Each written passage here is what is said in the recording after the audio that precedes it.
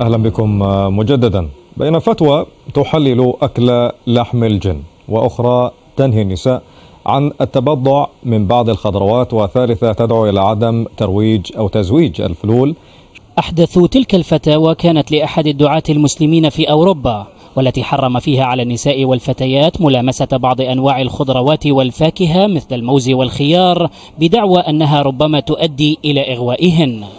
وفي المغرب أثار الشيخ عبد الباري الزمزمي رئيس الجمعية المغربية للدراسات والبحوث جدلا واسعا عندما أفتى بجواز معاشرة الزوج لزوجته الميتة توا بعد إصداره لجملة من الفتاوى الجنسية الأخرى. من الناحية الشرعية لا نجد له مانعا يحرم عليه هذا الفعل، لأنها أصلا زوجته في الدنيا وفي الآخرة، ولكن الفعل مستهجن، هذا فعل مستهجن ولا غير مقبول ولا يليق به بأحد أن يفعلها، ولا سيما في حالة الموت.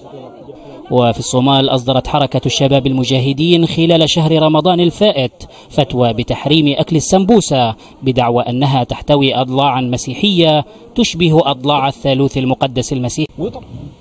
وللحديث عن هذا الموضوع معنا من الرياض الشيخ محمد الجذلاني، الكاتب المتابع للشأنين الديني والقضائي. شيخ محمد أهلا وسهلا بك في الرابعة.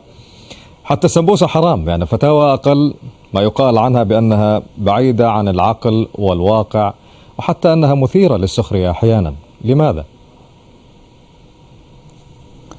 أرحب بك أخي محمد بالإخوة المشاهدين. وحقيقة هذا ما يقال فيه شر البلية ما يضحك، يعني فهذا مضحك مبكي في نفس الوقت، يعني أن يؤول أمر الدين وأمر الشريعة إلى أن تكون محلا للتلاعب عند يعني بعض من لا يعني يحسنون حملها ولا يعطونها حقها عند حملها، وبين من يتصيدون مثل هذه الشذوذات والآراء المنكرة للإساءة للدين الإسلامي. حقيقة هذا الفريق وهذا الفريق أصبح الدين الإسلامي أو الدين الصحيح ضحية بينهما.